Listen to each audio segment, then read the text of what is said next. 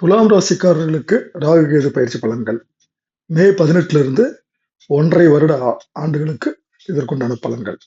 முழு பலன்களை பார்க்கறதுக்கு கீழே இருக்கக்கூடிய லிங்கை கிளிக் பண்ணி பாருங்க. இந்த பதிவுல இவர்கள் எந்த விஷயத்துல எச்சரிக்கையாக இருக்கணும், என்ன பரிகாரம் பண்றதுன்னு பார்க்கலாங்க. சொந்த பந்தங்கள்கிட்ட ரொம்ப உஷாரா இருங்க. நண்பர்கள் சகவாசம் கூடவே கூடாது.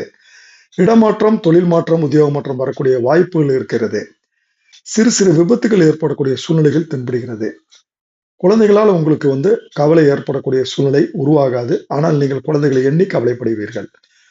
உங்களுக்கு வயிறு, கால் பிரச்சனைகள் வரக்கூடிய வாய்ப்புகள் அதிகமாக தென்படுகிறது. சரி, இவர்களுக்கு உண்டான பரிகாரம் திருக்கடையூர்ல இருக்கக்கூடிய அபிராமி அம்மனுக்கு நெய் தீபம் ஏற்று வழிபட்டு வரணும். கால சம்ஹார மூர்த்தி, அங்க இருக்கக்கூடிய கால சம்ஹார மூர்த்தியை அர்ச்சனை செய்து வணங்கிட்டு வரணும்.